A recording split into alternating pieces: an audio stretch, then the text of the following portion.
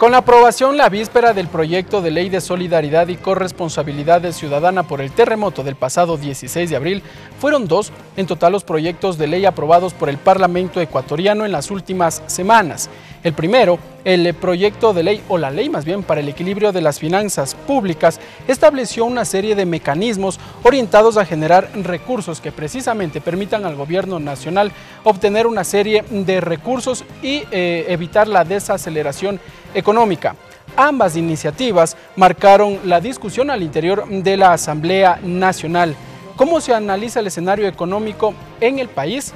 Es el tema de nuestra primera entrevista. Jimena Ponce, ingeniera química, ex concejala de Quito, ex ministra de Inclusión Económica y Social, asambleísta de Pichincha por Alianza País, vicepresidenta de la Comisión Legislativa de Educación. Asambleísta Jimena Ponce, bienvenida a la televisión legislativa. Arranquemos hablando primero sobre el proyecto que se concluyó ya su debate el jueves pasado, el proyecto de ley solidaria.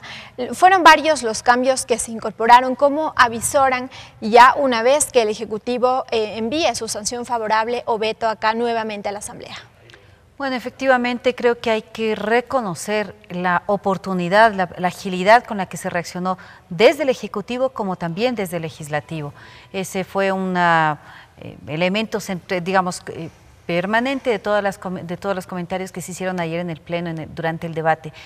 El proyecto de ley se lo presentó 6 días luego del nefasto 16 de abril en el que todo el país sufrimos de esta devastación. Y el proyecto de ley se lo presentó 6 días después de ello. Luego, como era económico urgente, tenía unos plazos muy cortos, pero se cumplieron con todos los mínimos de tiempo para poder debatirlo, y se tuvo además una muy interesante, muy ágil, muy dinámica agenda, muy ajustada también durante los días de la comisión, apretada, pero muy eficiente, porque usted puede leer el informe qué instituciones han comparecido, han presentado, qué organizaciones, empresarios, ciudadanía que ha presentado observaciones hacia el proyecto, así como también gran cantidad de asambleístas. De esta manera, el proyecto que ingresó 6 días luego con el proyecto que lo hemos aprobado el día jueves tiene diferencias y variables bien importantes, muy importantes. Cambios que se acogieron. Yo creo que es una demostración de que no importa el tiempo, el debate se genera al interior de la Asamblea. Y eso me parece que, además, en este caso, siendo tan delicado, tan necesario, tan urgente, ha permitido mejorar sustancialmente el proyecto que inicialmente fue presentado. Así es, asambleísta. Arranquemos primero con uno de los temas que causó bastante polémica al interior del debate, que fue este incremento del IVA. Los asambleístas de la oposición insistían en que esta medida, la aplicación de esta medida, afectará directamente al bolsillo de los ecuatorianos, mientras Alianza País decía, no, con este dinero se manejará la recaudación y la reconstrucción también de las zonas afectadas, ya no solamente de Manabí y del Cantón Muisne, sino de todas las zonas que fueron afectadas según su prioridad, obviamente. Por supuesto, esa es la intención. Esto es lamentable ver cómo algunos sectores de la oposición trataban a esta como si fuera una ley como cualquier otra, una ley que estaba por un trámite. No solo me refiero a los tiempos, sino al contenido, al sentido, a la importancia y trascendencia de la ley. Para ellos no existe un terremoto, para ellos no existe una devastación. Era nada más una cuestión de subir 1 punto o 2 puntos del impuesto, de ver cuánto mi bolsillo se veía afectado o cuánto el bolsillo de ciertos sectores que tienen patrimonios acumulados, riquezas acumuladas, se veían afectadas. Ese fue el único cálculo que hicieron. Es triste y lamentable saber que personas que han obtenido el voto popular, que han hecho promesas a la gente de mejorar su vida, y la gente, por supuesto, con esas expectativas, los manda acá a la Asamblea, luego les da la espalda como lo han hecho quienes han votado en contra, y también tienen alguna responsabilidad quienes han abstenido. Asambleísta, durante el debate, acá en el seno de la legislatura, se pudo escuchar algunos argumentos. Por ejemplo, que con el incremento de 2 puntos porcentuales no se iba a lograr recaudar lo que se necesitaba para la reconstrucción, por ejemplo, y que por eso es que el gobierno nacional recurrió a organismos multilaterales. Los sectores de la oposición han justificado entonces que no era necesario el incremento de 2%. Bueno, primero hay que aclarar.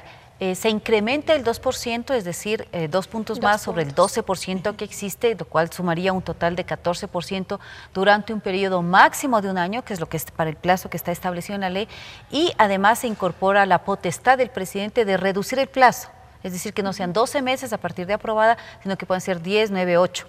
¿Cómo podría ir esas variaciones? De decir, esta variación es una variación que la determinaría el presidente por decreto, a eso se le está facultando en la ley, de la recaudación que se logre. Ahora, también para completar el tema del IVA, y es algo que no lo dicen los medios de comunicación, los titulares dicen, se aprobó la ley que sube el IVA, y les faltó el siguiente renglón que también baja el IVA, porque el IVA estaría bajando hasta el 10%, haciendo esta disminución de los 2 puntos en la ley que se aprobó anteriormente, la de equilibrio de las finanzas, cuando se utilice dinero electrónico, que es otro mecanismo con lo cual ayudamos también a sostener este tema de la dolarización, que no lo hemos elegido nosotros, sin embargo lo estamos sosteniendo y fortaleciendo. Asambleísta, ¿cómo aplicaría en la ley solidaria? Porque claro, el incentivo mediante el uso de dinero electrónico nace de la ley de finanzas públicas, pero en el caso de recaudación de fondos, ¿cómo se aplicaría o de qué manera se obtendrían beneficios usando el dinero electrónico y a la vez no incrementando los 4 puntos del IVA? Bueno, todo lo que se recaude, no solo lo del IVA, sino los otros elementos que se han colocado en el impuesto al patrimonio por una sola vez, del 0.9%, a toda esa acumulación que se tiene, alguien sobre más de $1 millón. No sé cuántos de los que nos están escuchando ahora se va a sentir afectado por una acumulación de patrimonio individual por más de $1 millón. También se colocó un 3% a las utilidades calculadas con el 2015, solo por una sola vez. Pero estas no son las personales. Entonces, todas, bueno, las utilidades sí, es a quien genera utilidades. En es el decir, a cada del trabajador SDI, por ejemplo, ¿le descontarán? ¿Un 3%? No de los que tienen relación de dependencia. El que tiene relación de dependencia recibe su utilidad y ya es parte del ingreso de su renta. Pero qué sé yo, un odontólogo, un profesional, un consultor o una consultora que trabaja con facturación y que es una unidad económica independiente, digamos de una sola persona, unitaria, y que recibe también y tiene que hacer el cálculo de utilidades y sobre eso hace el impuesto, calcula sus impuestos a la renta que tiene que pagar sobre esas utilidades, siempre y cuando sean sobre $12,000 al año. Eso también es un margen que se pone de tal manera que no es para todos, es para un grupo que está para arriba, quien reporta utilidades sobre los $12,000 al año. Es decir, ya la utilidad son los ingresos menos los egresos, la renta final del ejercicio de su profesión. Si es que esta supera los 12,000, empezaría entonces por una sola vez esta contribución del 3%. Eso es lo que está estipulado. Toda esta recaudación, porque eso es interesante, la ley tiene esta parte de recaudación de las contribuciones solidarias y una segunda parte que es de los incentivos. La recaudación va a una cuenta especial del presupuesto general del Estado. Esto es una figura que le estábamos pensando desde hace algún momento para tener absoluta claridad y dar además mucha transparencia en todo este proceso de inversión, de gasto, de recaudación a la ciudadanía y a todas las organizaciones que quieran fiscalizar. Y ahí, asambleísta, recordemos cómo será el tema de la rendición de cuentas, porque también fue una crítica. Oposición decía que quieren que se maneje a través de fideicomisos, que fue una de las sugerencias. El fideicomiso, más que para rendición de cuentas, es para una administración de los recursos. El fideicomiso entrega usted a manos privadas. O puede entregarlo a la CFN, que también administra fideicomisos, pero estaríamos entregando los ingresos por tributación a un fideicomiso. Eso es una manera absolutamente extraña e incluso jurídicamente, claro, constitucionalmente no tiene ningún sentido. De ahí, ¿cuál es el sentido? También se crea, es un consejo que precisamente será el encargado de reportar trimestralmente a la Asamblea Nacional el uso de todos estos recursos. Hay más mecanismos de transparencia. Exacto. La cuenta única es ya un mecanismo con el cual hay más certezas de cuánto entra y cuánto sale. Yo creo que eso clarifica y es pública. La ciudadanía puede estar en el sitio web del Ministerio de Finanzas haciendo seguimiento estrecho. Los gobiernos municipales o los provinciales de las provincias más afectadas pueden estar haciendo ese seguimiento porque ellos finalmente tienen también equipos técnicos que tendrán que estar pendientes. Y por otro lado, la rendición de cuentas a la Asamblea Nacional cada 3 meses de cómo se está invirtiendo, cómo se está desempeñando toda esta cuenta única. La recaudación y el gasto. Esos son elementos que los hemos colocado. Existe adicionalmente, y no por ser emergencia, se ha retirado el control que debe ejercer la Contraloría sobre toda cuenta pública, sobre todo manejo público. Por tanto, la Contraloría es un organismo al cual también estará poniendo un ojo sobre este tema de reconstrucción. Y también debe informar de forma anual a la Asamblea. Es decir, la Contraloría usualmente tiene su actividad, pero no necesariamente informa a la Asamblea. Acá estamos colocando también como un mecanismo adicional de transparencia la información directa a la Asamblea. Por tanto, lo valioso de la Asamblea no es solo que los 137 asambleístas, tanto los de oposición como los de país, podemos revisarla, sino que se convierte en un proceso más público. Las sesiones de la Asamblea son públicas, transmitidas por la televisión legislativa, por la radio legislativa, de tal manera que es más fácil y más cercano para la ciudadanía hacer seguimiento. Ahora bien, asambleísta, de toda esta recaudación, entonces, en el proyecto de ley se dice que el Estado recibirá alrededor de 1.090 millones de dólares. ¿Con eso es suficiente para la reconstrucción? ¿Es necesario que el Ecuador acuda a organismos internacionales para obtener más recursos? Bueno, adicionalmente a la recaudación hay la parte de incentivos que también son necesarios para la reconstrucción. Disminución de las tasas de crédito, un fondo, no digamos fondo, pero un mecanismo de financiamiento de créditos en los que la misma banca privada de las zonas se va a ver beneficiada, digamos, por disminución del cálculo del impuesto a la renta, disminuir su base imponible cuando las operaciones de crédito son en estas provincias. Las empresas o las personas que quieren invertir tendrán también disminución o no aportarán al impuesto a la renta durante los 5 años, y si son en turismo, en Manabí lo harán durante los siguientes 10 años. Entonces son también otro paquete de incentivos o de beneficios que forman todo este parte de todo el paquete, toda la integralidad de los elementos que están en la ley para empujar la reconstrucción. Sobre los 1.090 millones, esperamos que esa sea la recaudación efectivamente que tengamos de esta ley. Sin embargo, una revisión inicial que se ha hecho, me parece que es a la semana siguiente del terremoto, identificó un daño aproximado o pérdidas por 3.000 millones de dólares. Esto tendrá que irse afinando. Hay temas incluso, qué sé yo, hasta de cálculos estructurales o de superficies que tienen que irse verificando. Pero entonces, si es necesario ir a organismos internacionales. Si es necesario, habrá que ver si el presupuesto, si la subida del precio del barril del petróleo va sosteniendo la posibilidad de esta inversión, de cubrir esos 3.000 millones de dólares. Hay que ver en qué tiempo hay que distribuir los 3.000 millones de dólares, no serán solos al mes siguiente, pueden ser durante los 3 siguientes años o por los 2 siguientes años, dependiendo de la velocidad que se requiera. Entonces, son criterios que desde mi perspectiva también hay que colocarlos, ya no en la ley, pero sí como una observación que debemos hacer desde la Asamblea y más aún desde Alianza País hacia este frente de reconstrucción que lo lidera el vicepresidente de la República. Creo que ahí tenemos que ponerle un buen ojo, un buen respaldo para que las acciones sean absolutamente efectivas,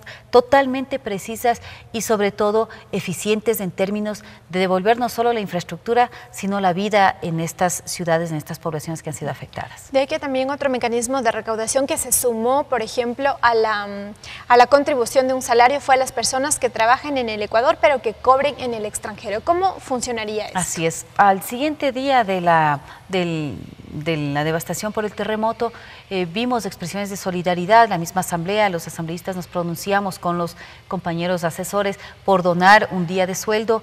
Eso algunos lo hemos mantenido, otros no. Y también algunos concejales, gobiernos autónomos, funcionarios públicos empezaron a poner en las cuentas de redes sociales que estarían dispuestos a una donación de día de sueldo. Esto se ha ido incorporando y para que deje de ser acciones individuales, pues se lo incorporó en la ley.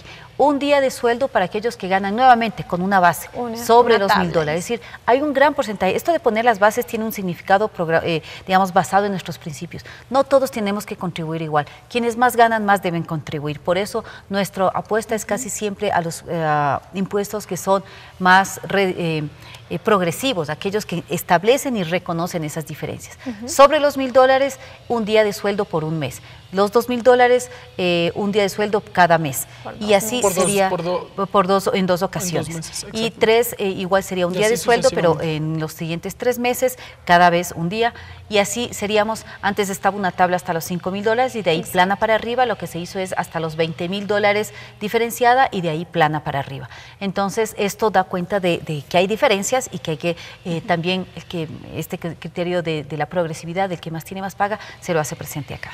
Y perdón, ahí incorporamos también que no solo aquellos que trabajan aquí, cobran aquí, sino que trabajan aquí y cobran o les depositan en cuentas de fuera, ellos también contribuyen. Están dentro de esta tabla. Están dentro de la tabla y deben contribuir aquí en el Ecuador. Asambleísta, el 26 de abril la Asamblea Nacional aprobó la ley ya de equilibrio de las finanzas públicas.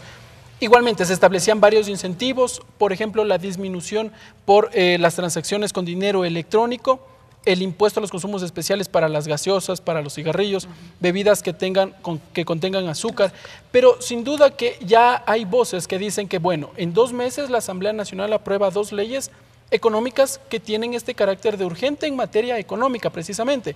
¿Qué es lo que está pasando en el país? ¿El gobierno necesita recursos, liquidez en el tiempo lo más antes posible? El país necesita los recursos, eso es evidente, hemos sufrido una caída del precio del barril del petróleo, tenemos un contexto internacional que nos es desfavorable por nuestra misma atadura de manos, que es esa dolarización, que tienen que dar respuestas, quienes nos ataron al país a no poder manejar la política monetaria, sino entregarnos al dólar, y frente a eso el gobierno tiene que tomar medidas. Si no existen ingresos, de alguna manera tenemos que generar, digamos, no existen ingresos, pero sí existe riqueza en nuestro país. Uno podría lo que hace la pensar, política tributaria que viene es otra la ley redistribución. entonces también con el carácter de económico urgente. Y lo que pasó es que teníamos esta ley económica urgente y pasó un terremoto. Y luego el terremoto hay que reaccionar. Fue una ley especial, fue una ley por un momento, por una actividad. Y será temporal también. Claro, y que tiene además esta ley de la solidaridad a los afectados con el terremoto, una temporalidad de 1 año en el tema del IVA, con incluso una disminución, y en el tema de incentivos hasta de 10 años, como ya les comentaba, con las empresas que van a invertir en turismo. Muy bien. Gracias, asambleísta Jimena Ponce. Ha sido la asambleísta Jimena Ponce, integrante del movimiento Alianza País, nos ha explicado entonces detalles de lo que ha sido este proyecto de ley de solidaridad y corresponsabilidad ciudadana por el terremoto del pasado 16 de abril y también de la ley del equilibrio de las finanzas públicas aprobadas por el Parlamento Nacional en los últimos días. Es la información que se ha generado entonces en la televisión de la Asamblea Nacional. Nos vamos a una pausa.